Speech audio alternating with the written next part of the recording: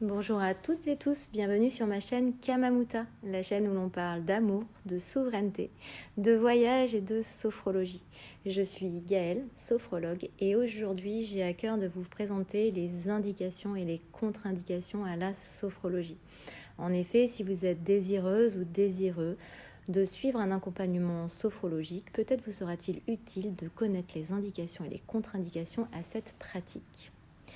Commençons tout d'abord par les indications. Les indications à la sophrologie sont assez nombreuses, contrairement aux contre-indications qui, elles, sont assez restreintes. La sophrologie est une discipline accessible à toutes et à tous. Le choix de votre sophrologue sera très important.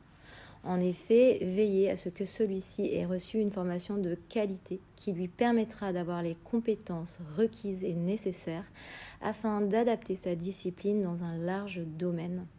Une autre indication à noter à la sophrologie est la participation active de votre part et un vrai investissement personnel.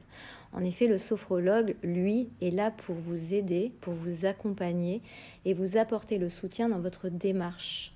Je vous rappelle que vous êtes les seuls et uniquement les seuls à savoir ce qui est bon et juste pour vous.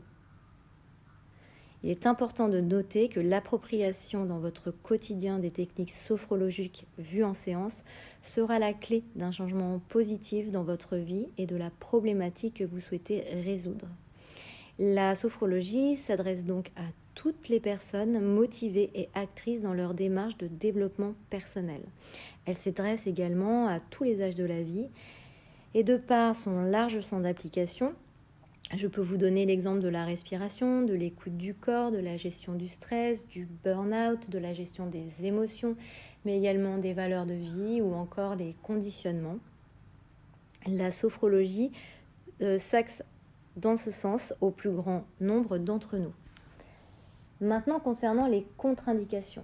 Comme je vous le disais plus haut, elles sont assez restreintes. Je noterai le manque d'implication personnelle. En effet, comme je vous le disais plus haut, si vous ne vous investissez pas dans votre pratique, vous ne constaterez pas des effets positifs. Une deuxième contre-indication est le choix de votre sophrologue. Si celui-ci n'a pas suivi une formation de qualité, ça pourrait mettre en dommage votre accompagnement.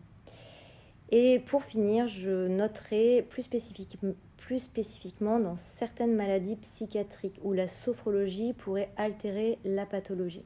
Je pense notamment à la schizophrénie, par exemple. Si vous êtes suivi par un psychiatre ou par un psychologue, il sera pertinent de leur demander la possibilité d'un travail sophrologique en parallèle afin d'écarter toute problématique. Voilà, je vous remercie de m'avoir écouté. J'espère que si vous êtes désireux de suivre des séances de sophrologie, ce petit podcast vous aura aiguillé afin de savoir si vous êtes candidat ou pas à la sophrologie. Mais je vous rassure, la sophrologie est faite pour toutes et pour tous. Si vous voulez découvrir ou redécouvrir la sophrologie, je vous invite à consulter les capsules qui sont dédiées à la découverte de pratiques sophrologiques gratuitement sur cette chaîne YouTube. Pour plus de renseignements ou pour un accompagnement personnalisé avec moi, vous pouvez m'envoyer un mail sur contact.kamamuta@gmail.com. Vous pouvez également consulter mon site ainsi que mon actualité sur mon blog à kamamuta.fr.